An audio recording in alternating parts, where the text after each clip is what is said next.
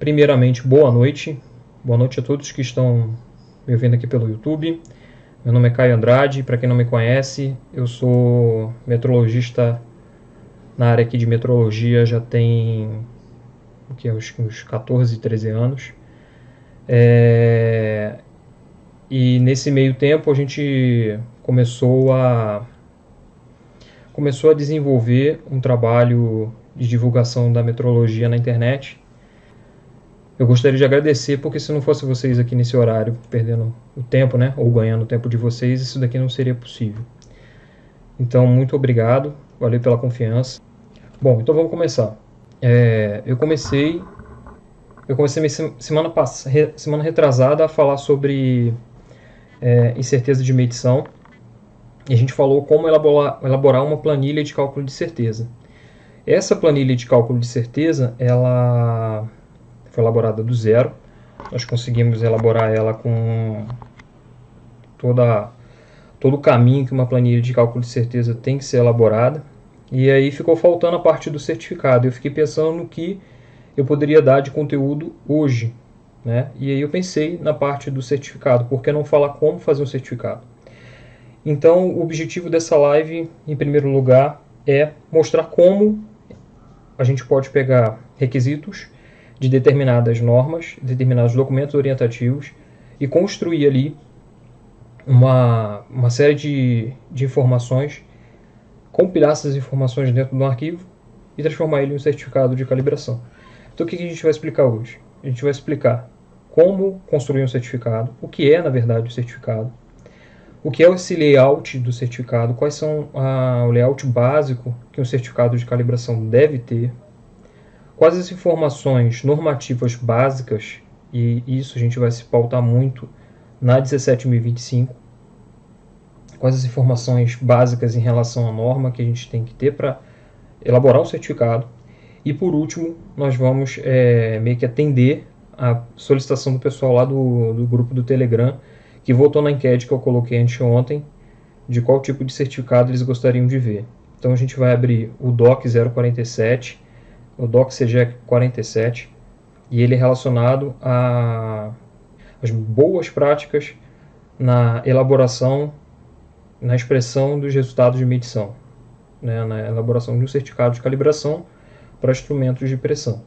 Então esse documento orientativo do Inmetro, ele é muito rico de informações, e as informações que estão ali, apesar de serem informações não obrigatórias numa acreditação, elas acabam sendo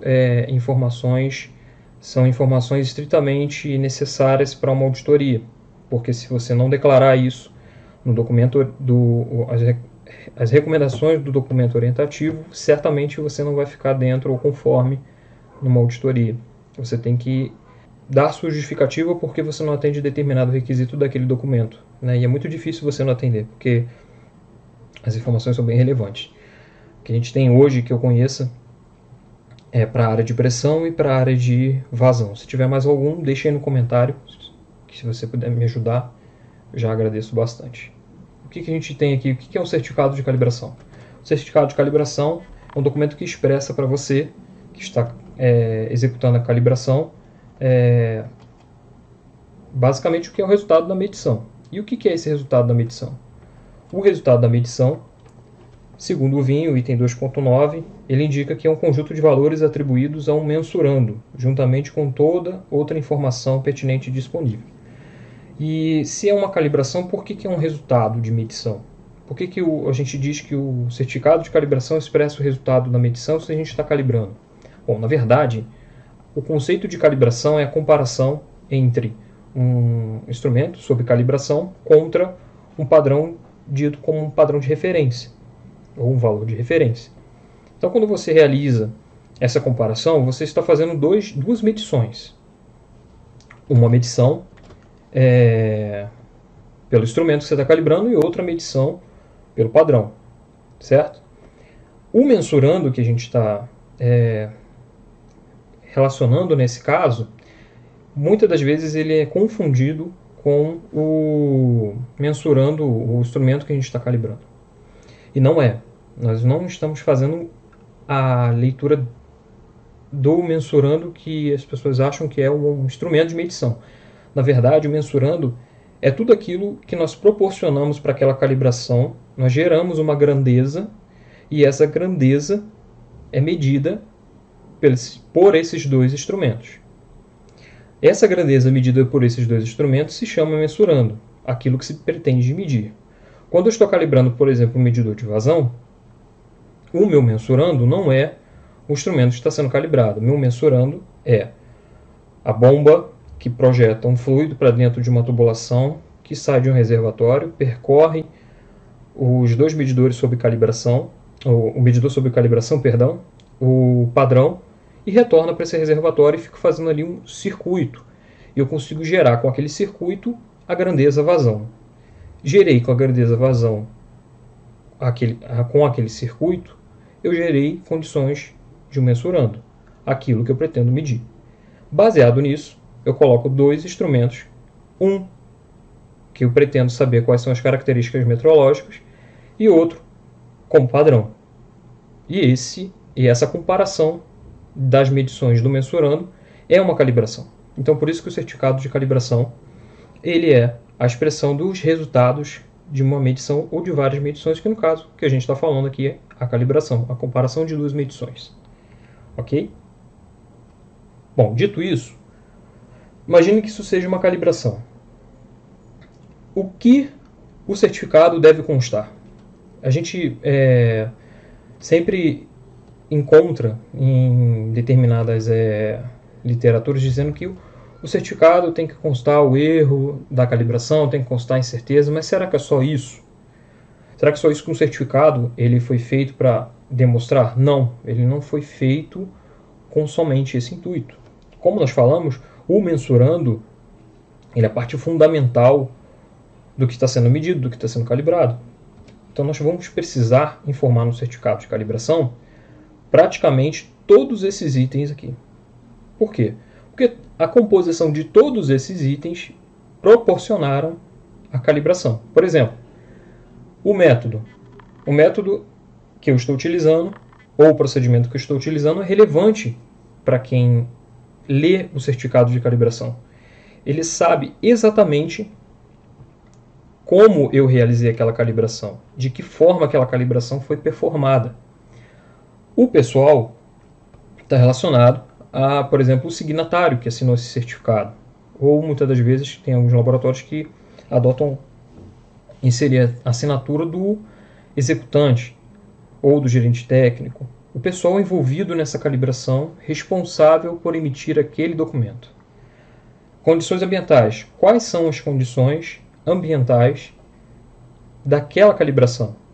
Quais são as condições ambientais relevantes para aquela calibração? E quando eu falo condições ambientais, elas não devem estar somente ligadas à temperatura ambiente e umidade relativa do ar. Elas devem ter um cunho mais abrangente. Elas devem informar qual a temperatura do fluido, se você estiver trabalhando com vazão, qual a pressão atmosférica, que a gente vai ver daqui a pouco, em calibrações de medidores, por exemplo, de pressão absoluta ou pressão atmosférica, o medidor de altitude, enfim, qualquer característica física que venha afetar a calibração, o resultado da calibração, ele deve ser informado no certificado. Medidor sobre calibração, lógico, né, aquilo que eu estou calibrando, né, eu preciso informar. Só que eu preciso ter atenção de que determinados tipos de instrumento têm as suas características e elas precisam entrar no certificado desde que elas tenham relevância para aquilo que você está medindo. Por exemplo, vou dar um exemplo de medidores de vazão. Medidores de vazão têm ali um fator de correção. Medidores com saída por transmissão 4 a 20, por exemplo, eles têm ali uma relação de 4 a 20. Você precisa informar qual a saída daquele sinal, se a saída é 4 a 20, se não é. Uma calibração de um paquímetro, você precisa informar quais os tipos de medição que você está utilizando ali daquele paquímetro, o que você está olhando para aquele paquímetro e calibrando.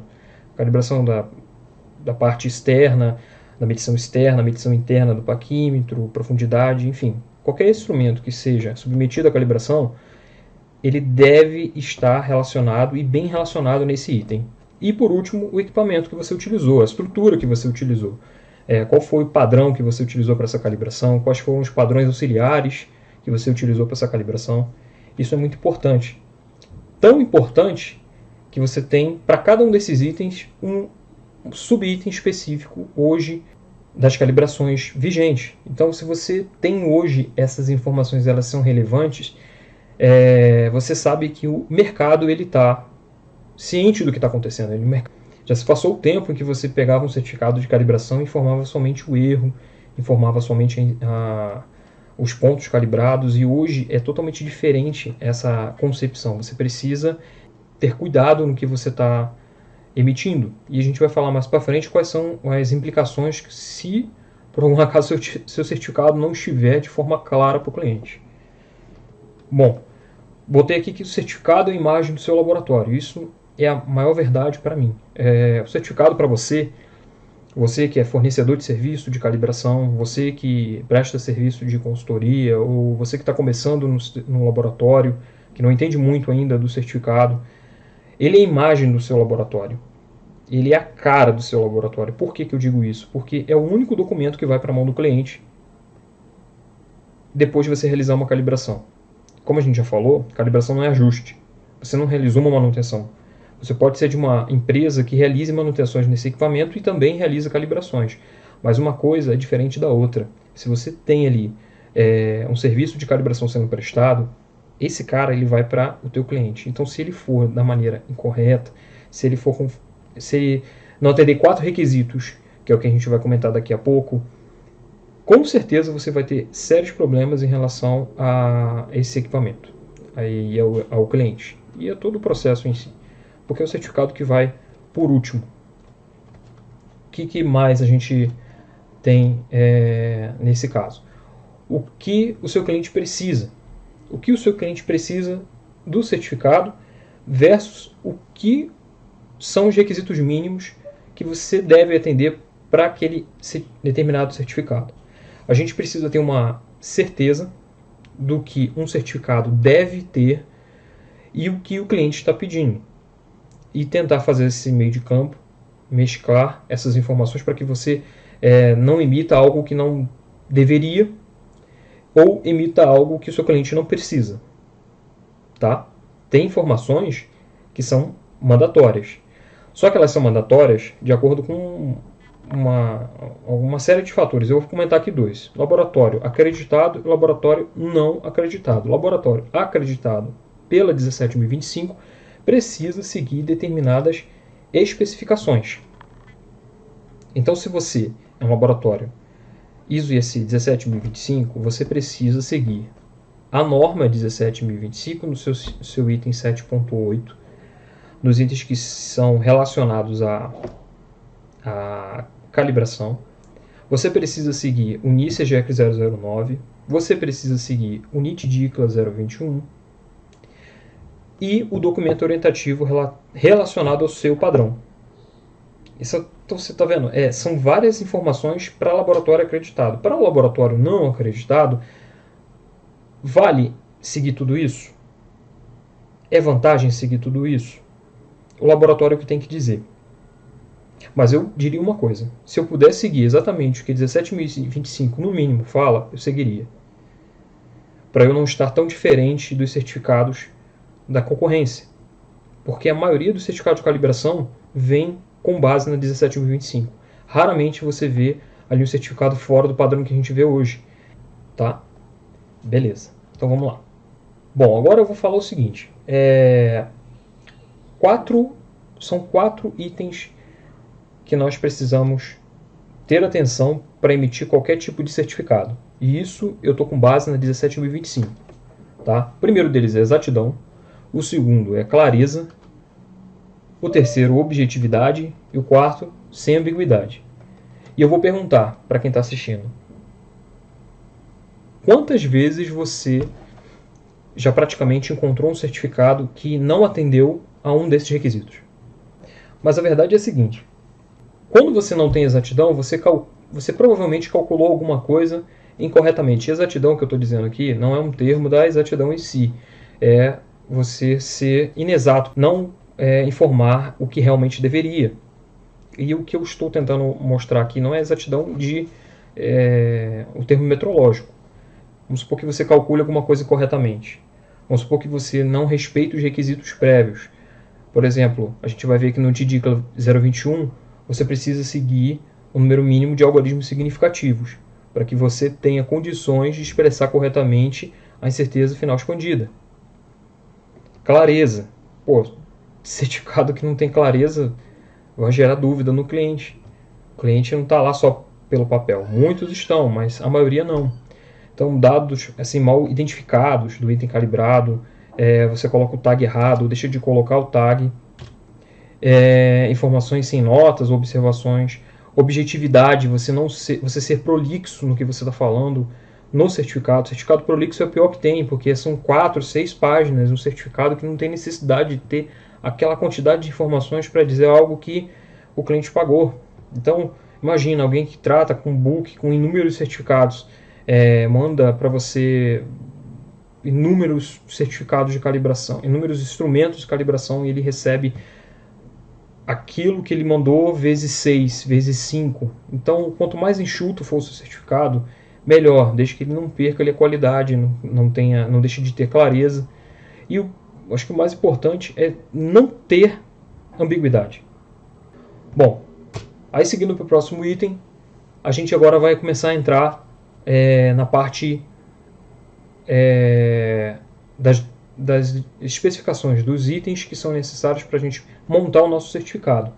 Então, a norma 17.025 é a norma que a gente vai seguir como base, e o primeiro item dela aqui que a gente fala, que a gente já usou como exemplo, é o 7812, que diz que os resultados fornecidos eles devem ter exatidão, clareza, objetividade e ambiguidade.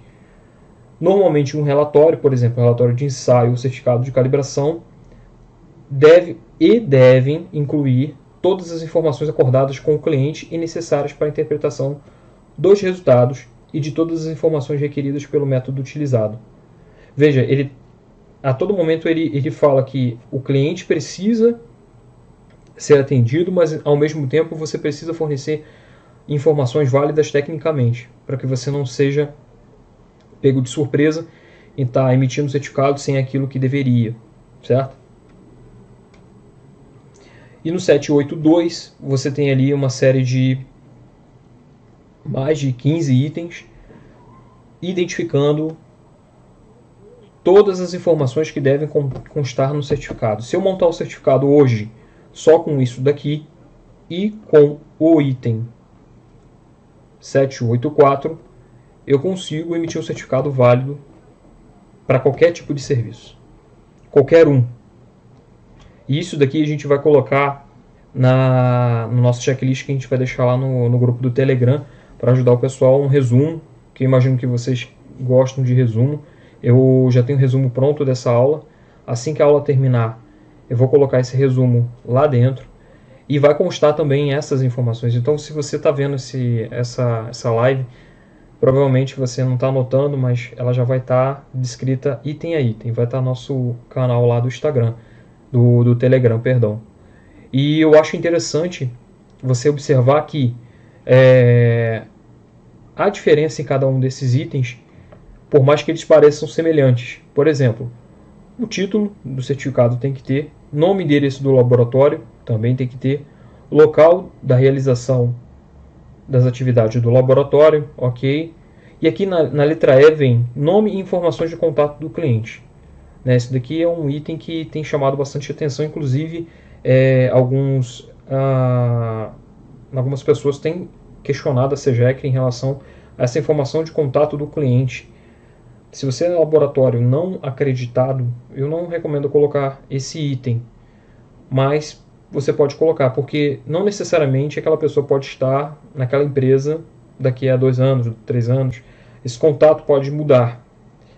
O ideal é informar nesse contato um setor, né, um local onde que, independente do tempo, se a empresa deixe de funcionar, ele vai estar constando ali e você vai conseguir ter contato com o cliente daquela área. A intenção é você ter contato com aquela pessoa. Quem pegar o certificado sabe para onde aquele certificado foi. Essa é a função desse item. E aqui você tem vários outros.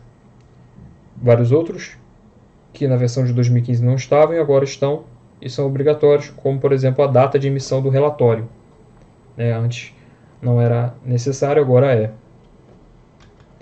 E no item 7841, você tem aqui informações como incerteza de medição na unidade do mensurando, ou na forma de um termo relativo ao mensurando, por exemplo, percentual. Então, o que você mediu, ou você expressa incerteza relacionada à unidade, ou em termo percentual. E quando for em termo percentual, você tem que ter cuidado desse termo percentual, ele está relativo com a padrão de referência, por exemplo. Ou, se não for, você deixar bem claro de qual termo relativo ele faz parte. Por exemplo, você tem essa certeza percentual relativa ao medidor sobre calibração, a média dos resultados do medidor sobre calibração. Beleza, não tem problema nenhum, mas você tem que abrir lá no campo de observações que aquele percentual é relativo àquela informação. E por que isso é importante? Isso é importante porque quando o cliente pega esse certificado, ele olha aquela informação de erro percentual e ele olha e vai corrigir o valor do instrumento que ele mandou para calibrar. Como ele vai fazer a correção, eu não sei. Ele pode usar vários métodos. Mas ele tem que entender que aquele percentual é relativo a uma referência, ao padrão de referência ou ao instrumento sobre calibração. Tá? Condições ambientais, declaração dos instrumentos, declaração identificando que os resultados são metrologicamente rastreáveis. Esse anexo A sobre rastreabilidade, é importante olhar esse anexo, porque informações ali são necessárias para serem colocadas no certificado e principalmente na parte de observações. Resultados obtidos antes e depois de qualquer ajuste ou reparo, se disponíveis.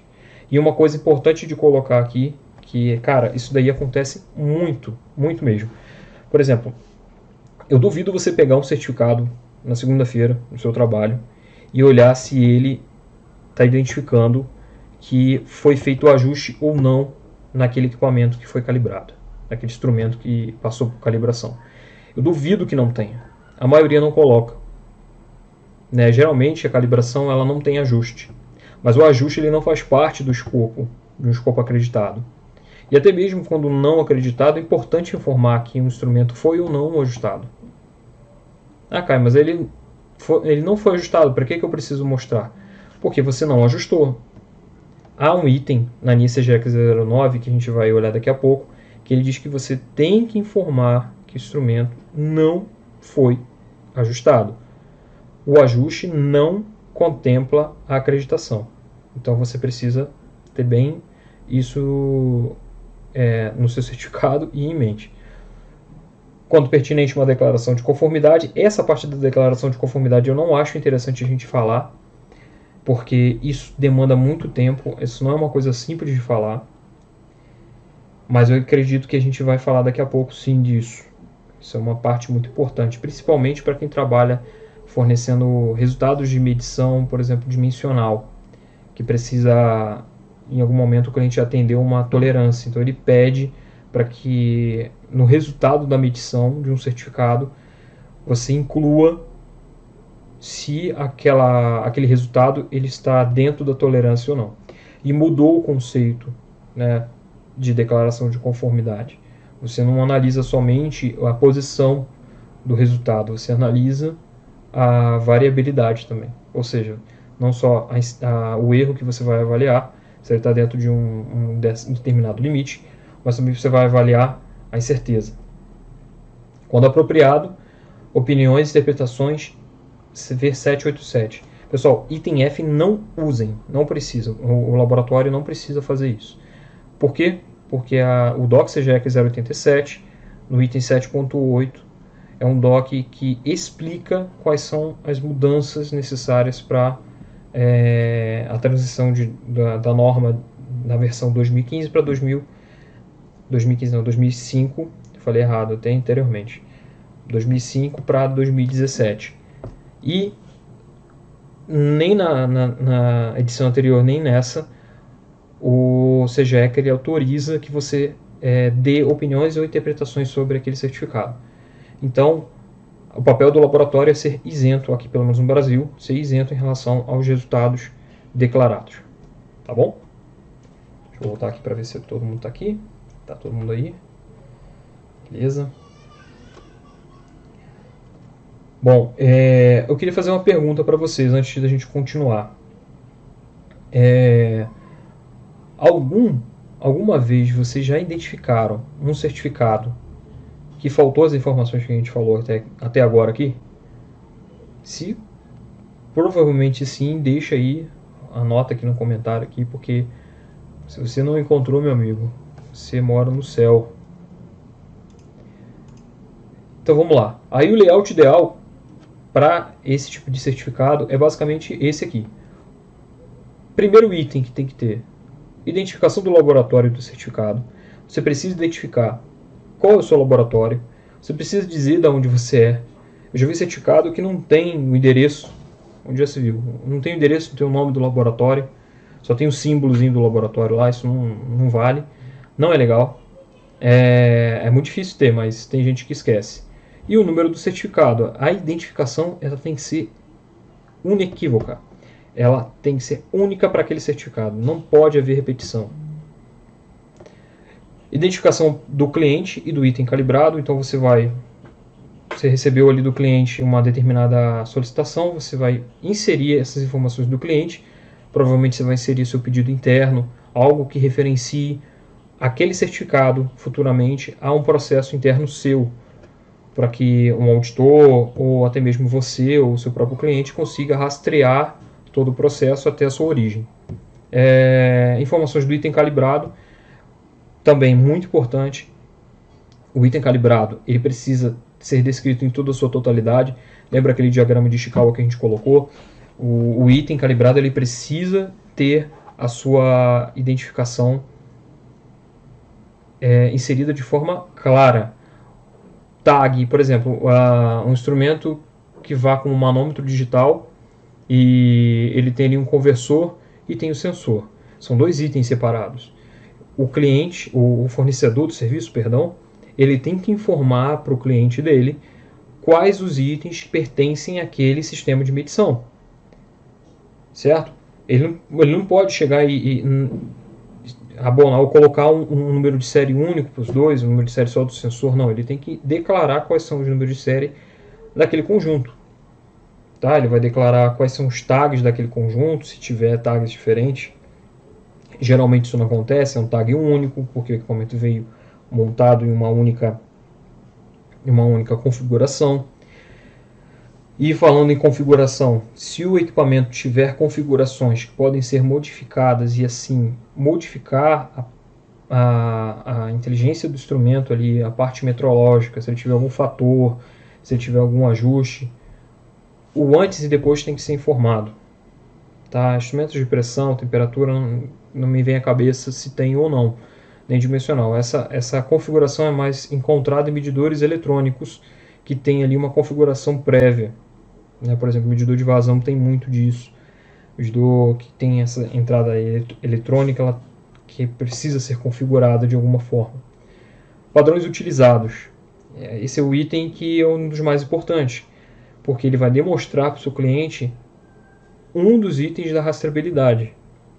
E lembrando que rastreabilidade não é e não significa ter os seus padrões calibrados na rede ou em laboratórios da Rede Brasileira de Calibração, laboratórios acreditados na norma 17025. Rastreabilidade não é isso. Rastreabilidade é um conceito muito mais profundo que diz respeito às condições que o laboratório proporcionou e a garantia e a competência que aquele laboratório proporcionou para expressar resultados rastreáveis. Os resultados daquele laboratório são rastreáveis a padrões internacionais, aos padrões internacionais de medida, o Sistema Internacional de Medida. Então, se a gente tem hoje uma calibração sendo feita, por exemplo, em vazão, nós temos a rastreabilidade daquela grandeza, daquele mensurando medido pelo laboratório nós conseguimos voltar no tempo ou voltar numa cadeia metrológica e identificar, se isso for possível, não só pelo padrão calibrado, mas também pelas condições que o laboratório proporcionou, até a sua origem no Sistema Internacional de Unidades. Certo? Por exemplo, se eu estiver calibrando um padrão, se eu estiver calibrando um instrumento qualquer, eu não sou acreditado. Eu preciso calibrar com padrões acreditados? O que vocês acham? Será que eu preciso realmente calibrar com padrões acreditados?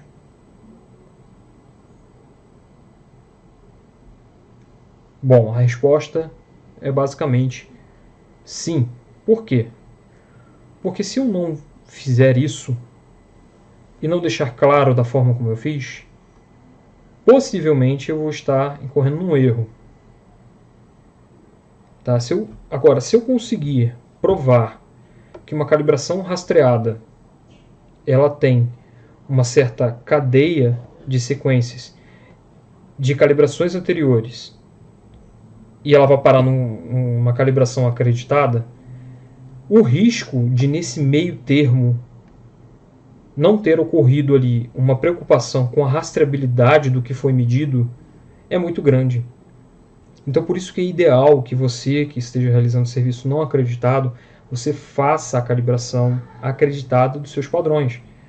Porque essa parte da sua rastreabilidade vai estar garantida. Você não vai ter problema com isso. Ah, cara, mas eu não consigo fazer, não existe laboratório acreditado. Ok, não tem problema. Faça a pesquisa e procure um outro laboratório que esse outro laboratório tem os seus padrões acreditados.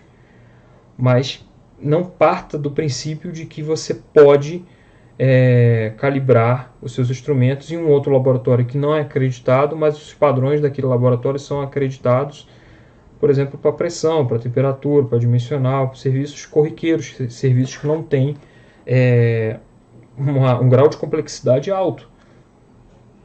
É complicado você não tomar cuidado nesse sentido, porque certamente você vai estar tendo uma referência de erro e incerteza fora do correto, fora do apropriado, né?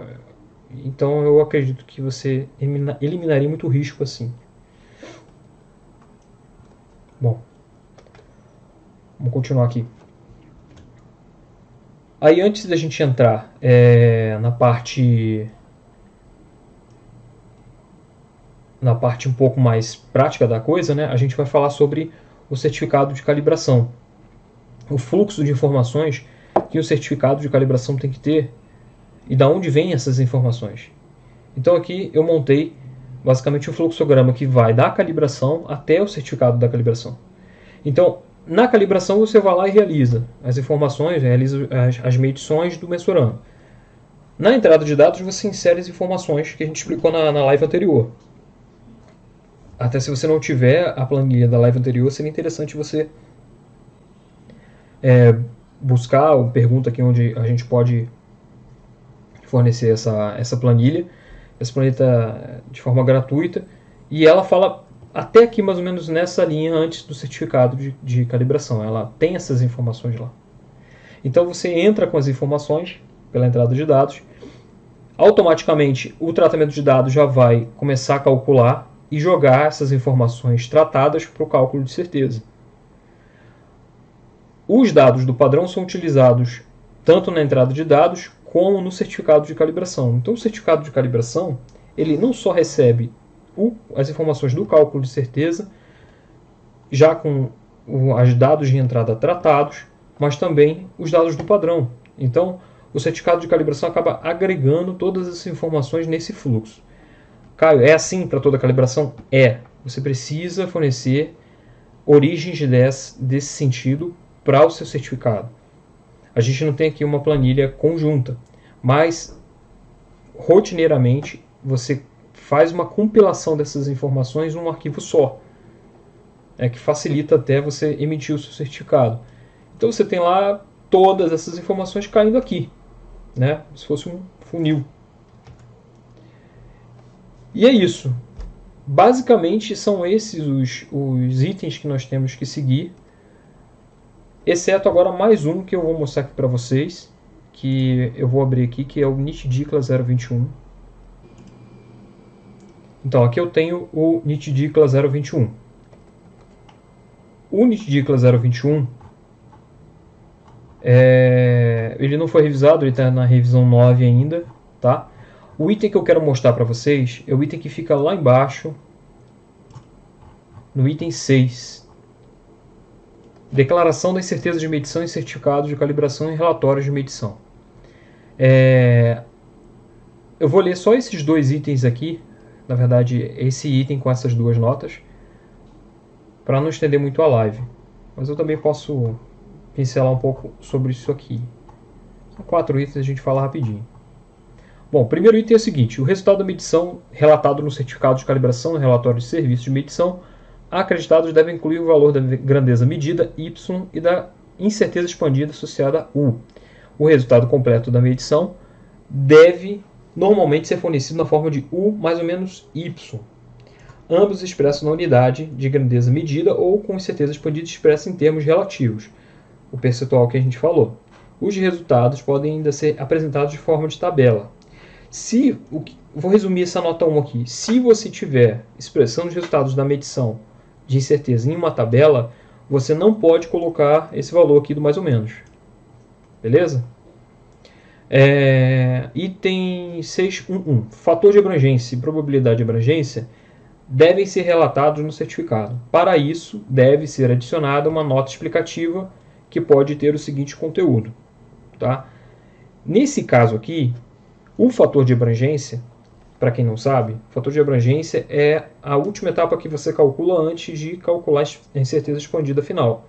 O fator de abrangência ele tem um nível de confiança que a NITDICLA 21 recomenda de 95% para uma determinada calibração. Então, esse fator de abrangência ele acaba sendo um número calculado com base nas informações das fontes de incerteza, e esse número ele serve como fator multiplicativo para incerteza, para se chegar na incerteza expandida final, aquela incerteza que você vê no seu certificado. Então ele transforma uma incerteza que tem uma probabilidade, um nível de confiança, probabilidade de abrangência, né, um nível de confiança de 68%, para um nível de confiança de 95%. Então ele aumenta o nível de confiança da incerteza de medição. Mas com isso, é como se ele fosse um fator, que na engenharia o pessoal chama de fator cagaço, né?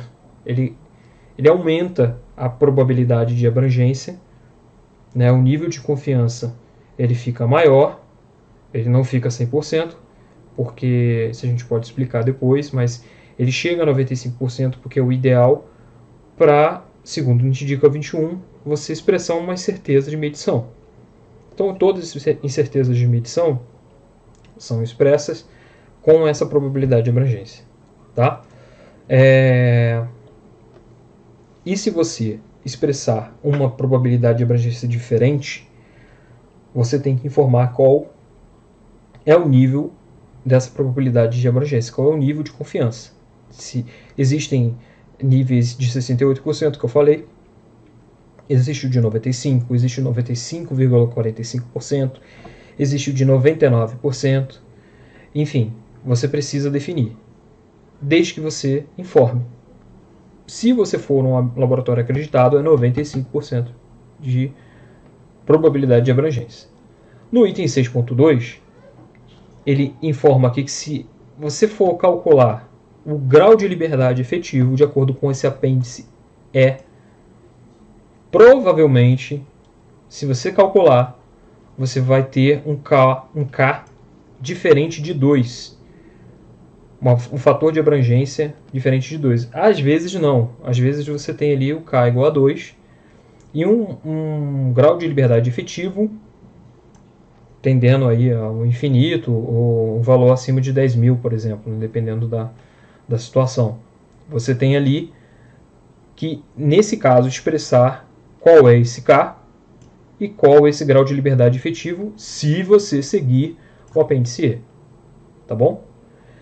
Bom, o 6.3 a gente vai falar sobre o valor numérico da incerteza expandida e como ele deve ser apresentado com quantos algarismos significativos. O que a gente tem aqui é o seguinte: a gente tem uma solicitação aqui do NIT-DICLA dizendo que o algarismo significativo deve ser expresso com no máximo 2 algarismos.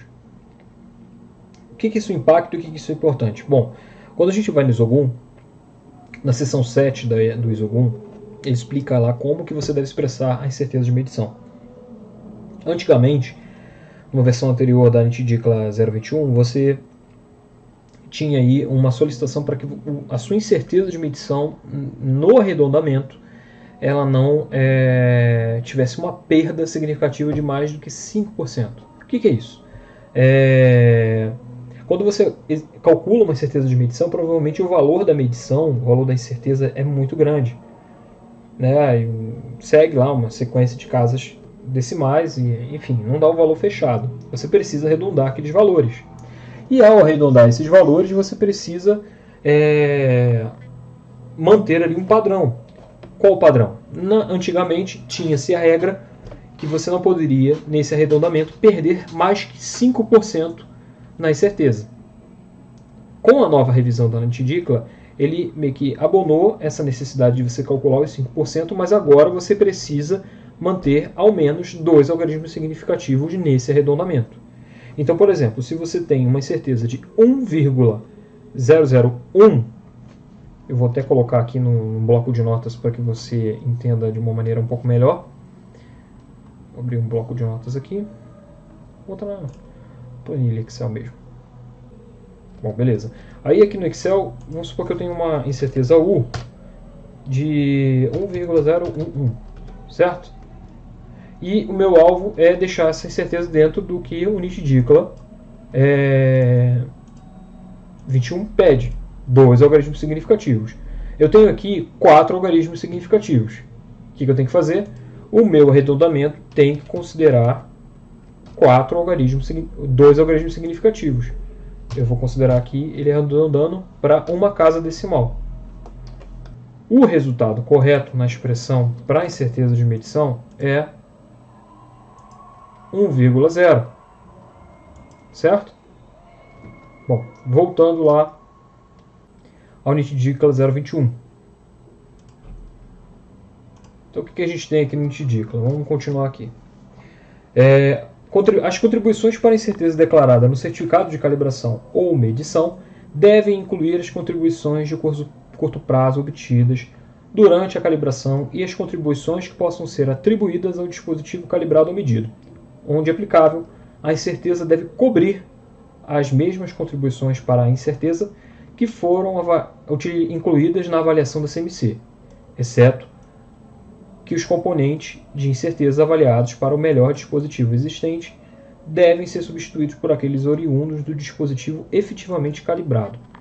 O que ele quer dizer esse item aqui? Ele quer dizer o seguinte, que quando você calcular a incerteza de maneira corriqueira, você que é laboratório acreditado, você deve usar as mesmas contribuições de certeza que você prestou contas lá no processo de acreditação. Se você fez a sua CMC baseada numa série de componentes de certeza, você precisa voltar e continuar utilizando essas mesmas fontes de certeza para calibrações corriqueiras. Do contrário, você não está conforme. E quando ele fala de melhor dispositivo existente, é porque em um momento durante a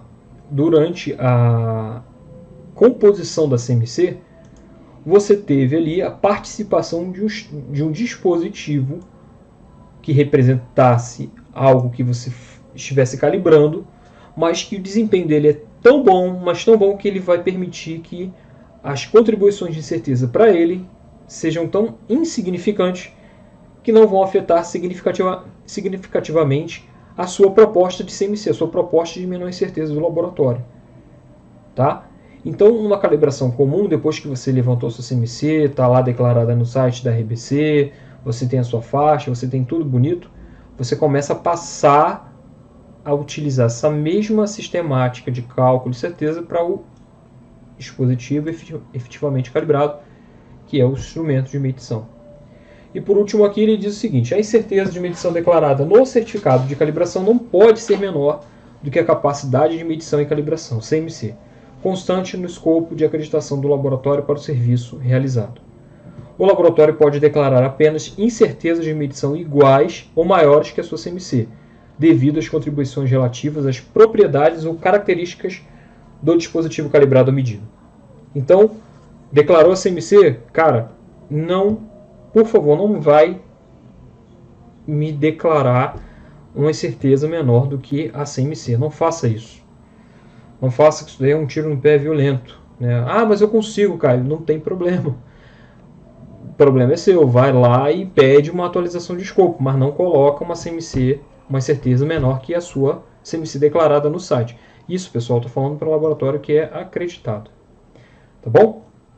Beleza, então a gente vai sair do NIT-DICLA 021 e agora a gente vai voltar para a apresentação, né? Bom, na apresentação eu vou falar agora aqui sobre o DOC CGEC 047. Bom, esse DOC é muito bom para quem está começando a elaborar seu certificado de calibração da área de pressão e atendendo ao pessoal lá do grupo do Telegram.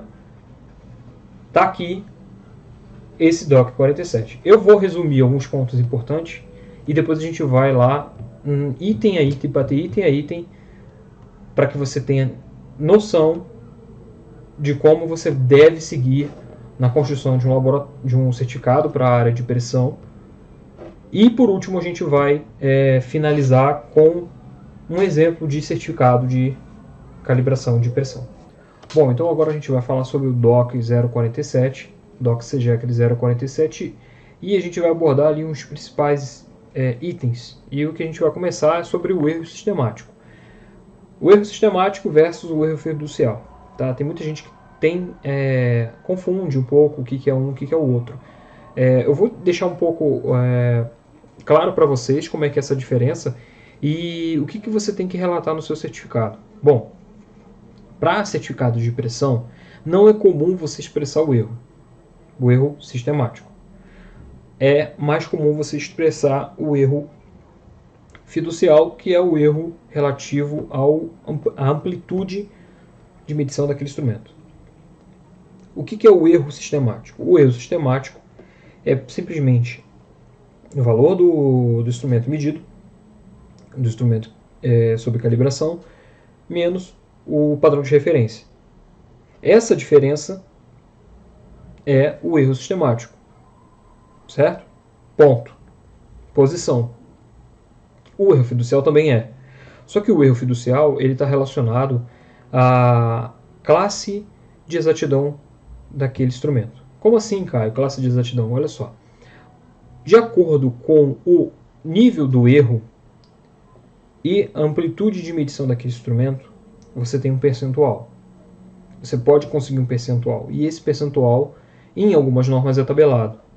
Existe uma norma que é a 14105 para manômetro e uma outra para transdutor de pressão, que elas indicam quais são os erros por amplitude de medição mais apropriados para cada tipo de manômetro. São normas de fabricação e construção de manômetros e calibração. Essas normas definem o erro fiducial para cada um deles. Então, o erro fiducial acaba servindo mais como indicativo nesse quesito, e não como um erro que precisa ser compensado no momento que você for fazer uma correção dos valores do instrumento que você mandou calibrado, manômetro que você mandou calibrado, transdutor que você mandou calibrar. Certo? Erro fiducial é o erro dividido pela sua amplitude de medição, e o erro sistemático é o erro a partir do valor obtido pelo instrumento que está sendo calibrado, menos o padrão de referência. Tá bom? Vamos lá.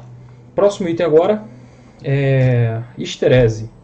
E o que a esterese é? A esterese é basicamente uma característica que precisa ser levantada de acordo com esse DOC para todo instrumento que todo instrumento de pressão, e pelo instrumento de pressão ter uma característica elástica. Essa característica trabalha em cima do princípio de medição do próprio manômetro, né? Ele precisa sofrer uma deformação para que essa deformação corresponda de forma proporcional ao sinal daquele instrumento.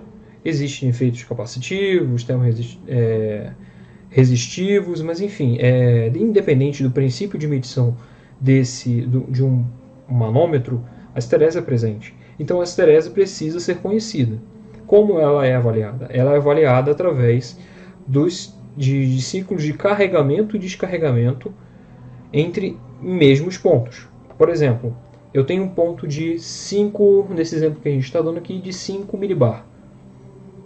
No carregamento, ou seja, no momento que ele está fazendo a calibração, ele sai de 0 para 5, ele está carregando pressão no sistema, gerando uma pressão que vai ser lida por esse instrumento que está sendo calibrado e o padrão ao mesmo tempo.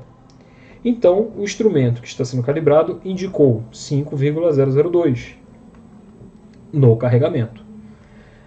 Ele foi, aos poucos, sendo incrementada, ela foi incrementada essa pressão, ela foi aumentando nesse sistema, chegou a 50 milibar, e logo depois ela começou a cair no ciclo de descarregamento.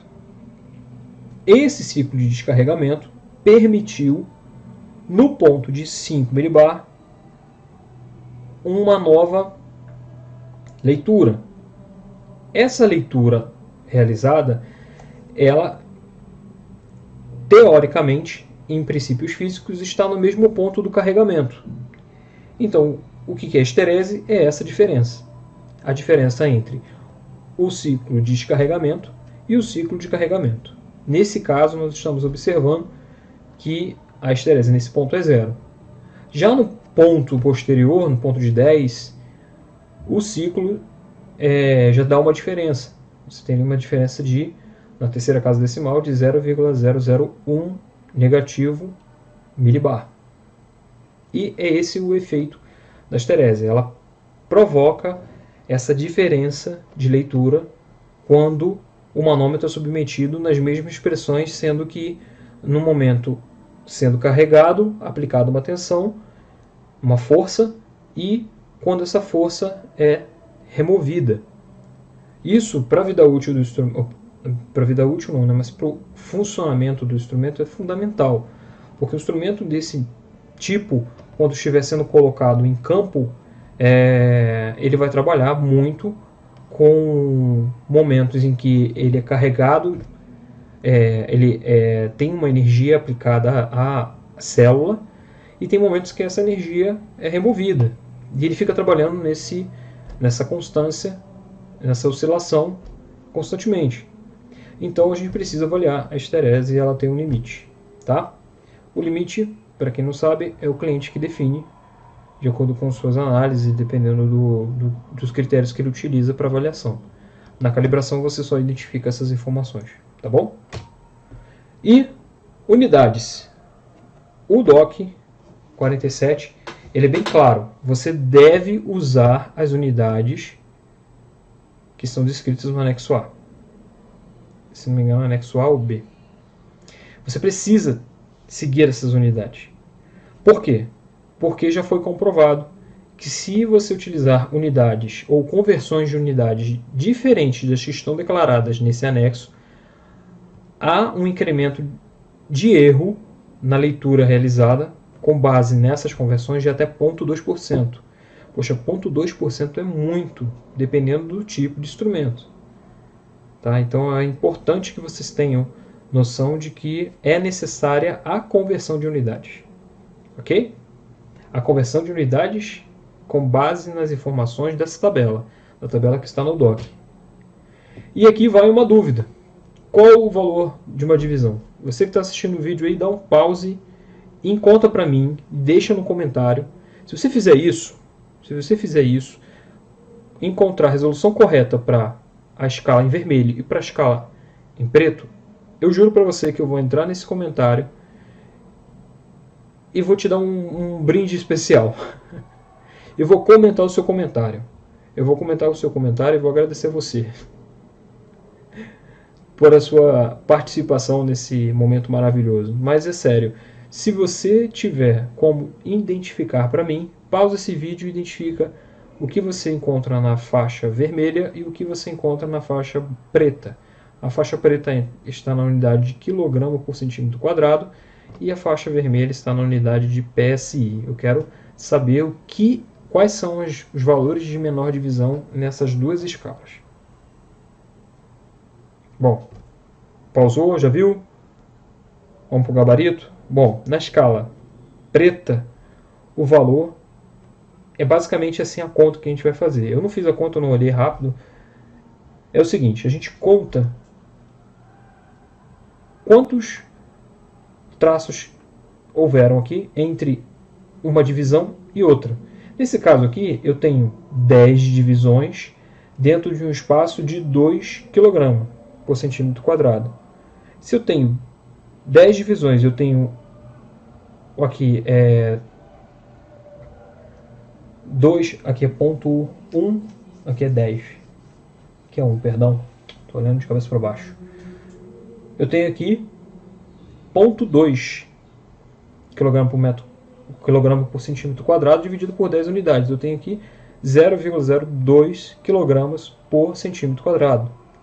Então eu tenho esse valor de menor divisão. Quer ver? Olha, 0,8, 0,82, 0,84, 0,86, 0,88, 0,9, 0,92, 0,94, 0,96, 0,98 e 1. Tá? E na escala interna? Na escala interna, nós temos aqui o primeiro traço 15, caso o último traço do fundo de escala 15, o posterior 14, o posterior 13, o posterior 12. Então eu tenho aqui de 15 a 12, 3 PSI. Quantas divisões eu tenho internamente? Eu tenho aqui 5, 10, 15 divisões. 3 dividido por 15 vai dar 0,2. Então, se eu tenho 0,2, aí eu tenho então 0,2 de menor divisão para a escala interna e 0,02 kg por centímetro quadrado na escala externa. Ok?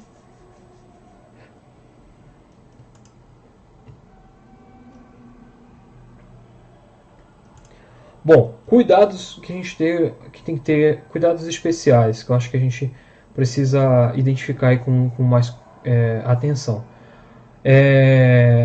Eu coletei essas informações de alguns itens da 17025. O 7822 ele diz o seguinte: o laboratório deve ser responsável por todas as informações fornecidas no relatório, exceto quando as informações fornecidas forem fornecidas pelo cliente. Dados fornecidos pelo cliente devem ser claramente identificados. Além disso, deve ser incluída uma ressalva no relatório quando as informações forem fornecidas pelo cliente e puderem afetar a validade dos resultados. Lembra lá no início que a gente comentou sobre a necessidade do cliente? Ela nunca pode afetar a validade dos resultados. Nunca. Seja você acreditado, seja você não acreditado, você precisa garantir a validade dos resultados. E, se o cliente insistir, você deve informar esses desvios, essas ressalvas no certificado. Ok? O item abaixo. Um certificado de calibração ou etiqueta de calibração não pode conter qualquer recomendação sobre o intervalo de calibração, exceto quando isso estiver acordado com o cliente. Isso parece meio básico, mas isso daí é importante a gente falar. O certificado de calibração não pode conter ali uma validade, porque isso denota que você está forçando o cliente a calibrar novamente aquele equipamento. E para o cliente isso pode não ser necessário. Cada um tem o seu requisito metrológico que lhe atende melhor.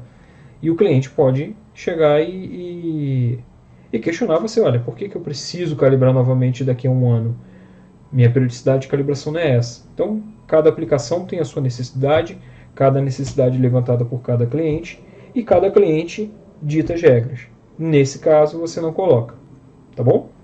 O próximo item é sobre o DOC 087. O DOC 087 é o item responsável por fazer a transição entre o certificado de calibração, fazer a transição entre vamos voltar, 3, 2, 1, o DOC 87 tem essa nota aqui muito importante que eu acho interessantíssimo que vocês tenham noção de que a gente está falando. O DOC diz o seguinte: há a prática comum e aceita de emissão de relatos para uma organização que não é o cliente. Por exemplo, o cliente contrata um laboratório para fazer uma calibração em instrumentos que pertencem a outras organizações e deseja que essa outra organização seja citada no certificado de calibração. Isso é permitido, entretanto o cliente também deve ser mencionado. Então lá no campo de comentar do cliente, você deve incluir as informações do cliente e as informações do interessado. O interessado é aquele que vai receber os instrumentos. O cliente é aquele que fez o contato com você. Então, resumindo, um cliente eu preciso calibrar meus instrumentos. Eu terceirizo o serviço para uma outra empresa. Essa outra empresa entra em contato com o laboratório. O laboratório, por sua vez, realiza a calibração. Essa calibração é citada como cliente. O cliente que entrou em contato com o laboratório e o interessado sou eu. Tudo bem? Outros itens desse DOC que eu acho muito interessante a gente comentar também. Requisito 7841, antigamente ele apresentava uma...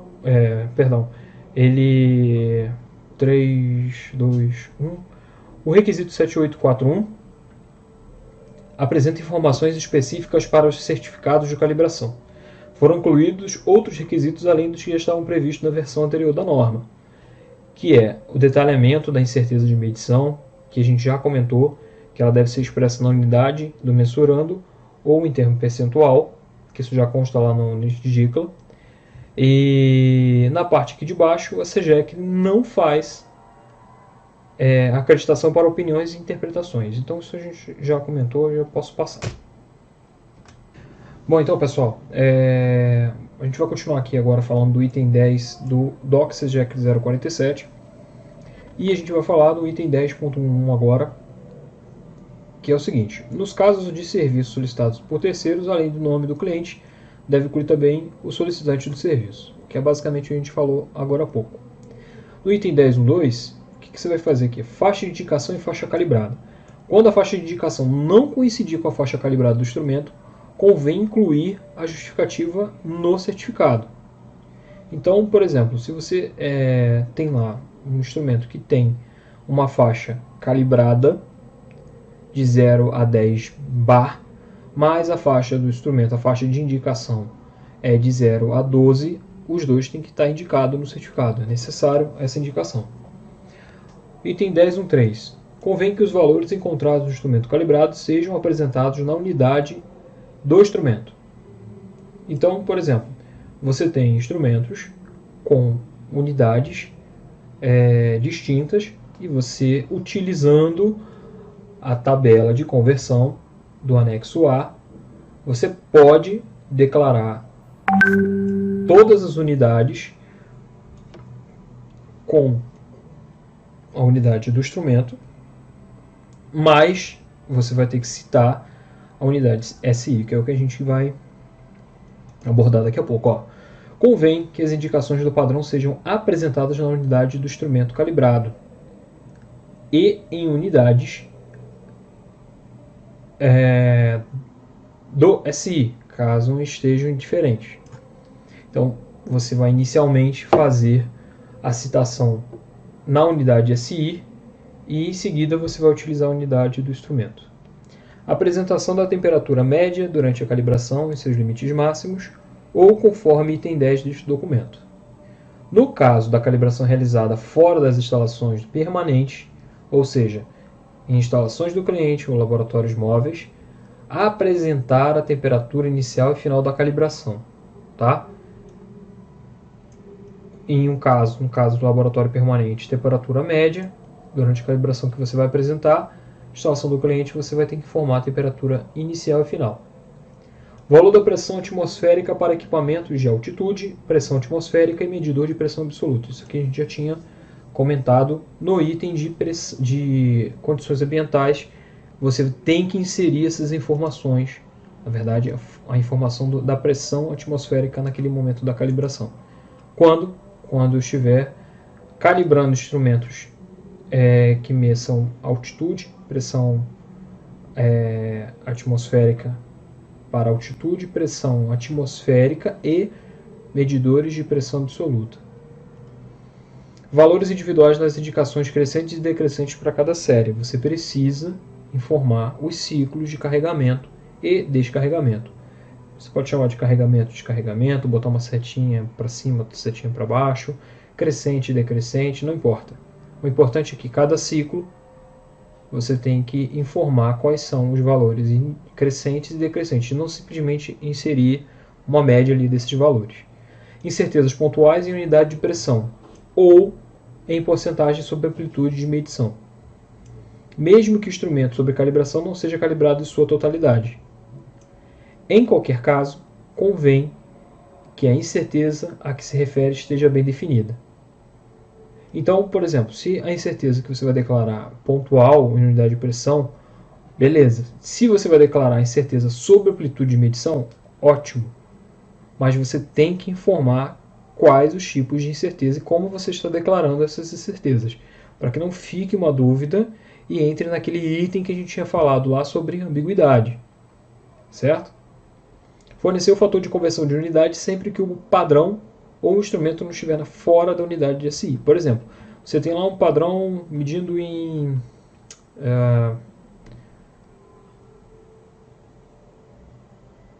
polegada quadrada, né? Point square inch, PSI. Você tem a conversão para PSI aqui? Tem. Então, você vai declarar no certificado a conversão que você utilizou para declarar ali a unidade em PSI. Ok? Você não pode deixar de declarar essa conversão lá embaixo no certificado. Porque o cliente precisa saber, em relação à unidade SI, qual é esse fator de conversão. Se ele quiser transformar essa unidade em outra unidade, o ideal é que ele transforme para SI e de SI ele transforme para outra unidade, que é a unidade desejada. Quando existente o ponto zero, apesar de não ser calibrado, convém que a sua indicação esteja registrada no certificado, tanto no sentido crescente como no sentido decrescente. Não precisa nem dizer o que você tem que fazer aqui. Você calcula a certeza desse ponto? Não. Fator de abrangência? Não. Grau de liberdade efetivo? Também não. Bom, ponto 10.1.11. Breve descrição do método utilizado, contendo ao menos a identificação do procedimento e o tipo de padrão utilizado. Então, como a gente falou, você precisa dizer como você conseguiu calibrar esse instrumento, qual o procedimento você utilizou e que tipo de padrão foi utilizado. Porque existem muitos métodos distintos, muitos métodos não, mas você tem métodos distintos de calibração de medidores de pressão. Você pode estar utilizando ali uma balança de peso morto, ou pelo método comparativo, com padrão contra padrão, qual o tipo de padrão e qual o procedimento interno que você utilizou. E se você segue uma norma, você citar essa norma, se for o caso. Informar a identificação do padrão, número do certificado do padrão, número do certificado de calibração, valor da incerteza de medição e laboratório executante na calibração do padrão utilizado. Olha que interessante, você precisa informar o valor da incerteza de medição daquele padrão na tabela de padrões. Isso é importante porque isso ajuda você que está identificando ali, analisando aquele certificado de calibração, perceber qual foi a incerteza predominante né, e você poder atuar de alguma maneira. O 10.1.13. Qual o tipo de padrão utilizado? Aqui o tipo de padrão, que é dessa questão aqui do 10, desse item do 10.1.11, que aqui pode ser balança de pressão, que a gente chama de balança de peso morto, né? O nome correto é balança de pressão, ou calibrador específico. 10.1.4. Apresentação do erro fiducial quando em manômetros e vacuômetros. Ok, ele pede para você apresentar o erro fiducial nesses casos. O erro fiducial, lembrando que o erro fiducial é o erro sobre amplitude de medição. Nos casos onde os transdutores e transmissores de pressão sem a indicação digital, os valores de artefato devem estar em unidade elétrica e o padrão em unidade de pressão. Então, quando você vai calibrar um transmissor, um transdutor de pressão, que ele não tem indicação ali digital, né, ele é um transmissor mesmo de pressão, ele está mandando sinal elétrico, o valor dele é expresso em unidade elétrica, mas o padrão é uma unidade de pressão, certo? Para que você, quando o seu cliente, quando estiver analisando o certificado, ele tem a possibilidade ali de relacionar o quanto que aquele sinal de corrente gera em relação ao padrão. O valor padrão, o valor de referência, mais impressão. Ele tem ali a possibilidade de relacionar esses dois itens. Para transdutores e transmissores que estejam em unidade elétrica, será apresentada a curva de correção linear e correlação. O que é isso? Isso seria basicamente uma curva que transforma os sinais de 4 a 20 em sinais de pressão, ou o contrário, depende da equação, e você tem que dizer, que a gente vê aí muita gente não dizendo, qual é o coeficiente y e qual é o coeficiente x dessa curva, tá? Além da correlação, que você já é obrigado aqui por colocar. Por que isso? Porque é importante para o cliente saber, porque o cliente já não tem tanto conhecimento das questões metrológicas, então se você ainda dificultar mais a vida dele, menos ele vai ter uma interação técnica com você. É interessante para você comercialmente ter essa interação técnica com o cliente. E ali, se o certificado for bem explicado, você consegue de uma forma clara mostrar para ele o que ele precisa fazer com aquela curva. Eu já vi clientes falarem para mim, me perguntarem por que aquela curva está ali, o que aquela curva quer dizer. Lógico que eles não são não são bobos, né? Eles sabem muito bem para que aquela curva serve, mas como aplicar aquela curva eles não sabem, tá? E tem alguns laboratórios que é bem difícil mesmo você tentar identificar ali logo de cara. 10.1.17. Quando aplicável, para medidores digitais, apresentar a mesma quantidade de casa decimal que o valor de uma divisão do instrumento em calibração apresenta. E, para medidores analógicos, apresentar uma casa decimal a mais que o valor de uma divisão do instrumento em calibração apresenta. Tá, vamos por partes aqui. Medidores digitais precisam, os valores da calibração de medidores digitais precisam ser declarados acompanhando aqui o mesmo valor de divisão do instrumento. Se o instrumento tem um valor de divisão de 0,01 kPa, o valor de uma divisão do instrumento, do manômetro digital aqui, por exemplo, é esse, o que você vai ter que fazer? Os resultados da medição de leituras desse manômetro digital, por exemplo, ele leu 5.524,326 por conta das correções kPa. O que você vai ter que fazer? Você vai ter que ajustar para 2 casas decimais, que é o valor da divisão desse instrumento. Então você vai ajustar de acordo com este caso. Agora, se for um manômetro analógico, aí você vai ter que acrescentar uma casa decimal no valor desse instrumento. Se ele leu, por exemplo, que nem aquele instrumento que a gente identificou anteriormente, que a menor divisão dele na escala de PSI é 0,2 PSI, então o resultado, por ele ser um manômetro analógico, os resultados da medição feita em várias expressões tem que ser de 0,2 e mais uma casa decimal. Tá bom? 10.1.18, para finalizar, quando utilizar o equipamento e acessórios, exemplo, glicerina, selo mecânico, ponteiro de arraste, contato elétrico, estes deverão ser relacionados no certificado. Mais uma vez, aquele item que nós comentamos da estrutura do equipamento, isso faz parte dos equipamentos que você utilizou para calibrar, então eles precisam constar no certificado. O cliente precisa saber como você realizou essa calibração. Precisa saber se você utilizou alguma coisa a mais para realizar aquela calibração. Tá? Então fica a dica. Fica a dica desse DOC para que você esteja contribuindo aí para uma emissão correta em certificados de pressão. Você não precisa ser acreditado para conseguir, ou para ser, você não precisa ser necessário ser acreditado para atender esse DOC. Você não acreditado também. Então fica aqui a nossa dica, tá bom? E aqui eu vou mostrar mais ou menos aqui o nosso exemplo de certificado que nós fizemos, para que vocês tenham uma ideia de como pode ser um certificado de calibração.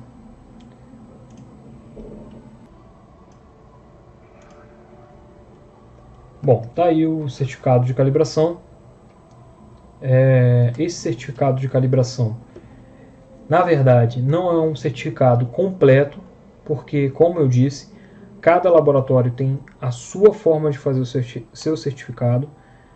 Ele tem aqui, no mínimo, as informações, as seções, para que você possa inserir as informações necessárias para o seu serviço, para o seu laboratório.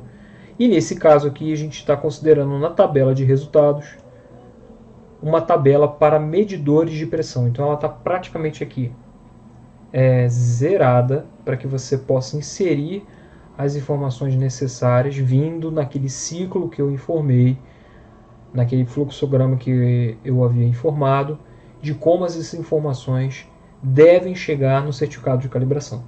Você tem aqui informações do cliente, dados do item calibrado, quais os padrões utilizados na calibração, qual o método, o procedimento utilizado na calibração, quais são as condições ambientais que essa calibração performou, qual a tabela de resultados, né, como que você vai dispor os resultados da calibração.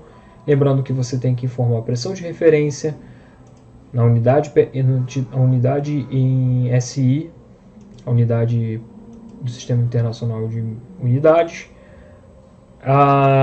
Unidades derivadas podem ser inseridas, e se o instrumento tiver uma unidade separada, uma unidade específica, o padrão de referência pode acompanhar essa unidade, desde que mantenha a SI e desde que você, em algum momento aqui do campo observações, você relacione a conversão de Pascal para milibar, por exemplo. A incerteza expandida, nesse caso aqui, eu escolhi colocar em milibar, porém você pode colocá-la em percentual, tá? Que é o que mais se usa. E no caso do DOC, a gente aqui tem que colocar o percentual ou pontual, né? A incerteza em milibar dividido pela pressão de referência, por exemplo, vezes 100. Ou a incerteza em relação à amplitude de medição, que seria a incerteza encontrada em milibar dividida pela amplitude de medição desse instrumento que está sendo calibrado. Tá? E basicamente é isso. Aqui um campo para coluna fator de abrangência e aqui uma coluna para graus de liberdade efetivo. Pessoal, basicamente é isso. Eu espero que vocês tenham gostado da nossa aula. Eu espero que vocês em algum momento tenham podido aprender um pouco mais com essas condições que a gente tem aqui declarado para vocês. Eu fico muito feliz de estar aqui até esse horário gravando essa live para vocês. Muito obrigado pela presença de todos e até mais. Até a próxima.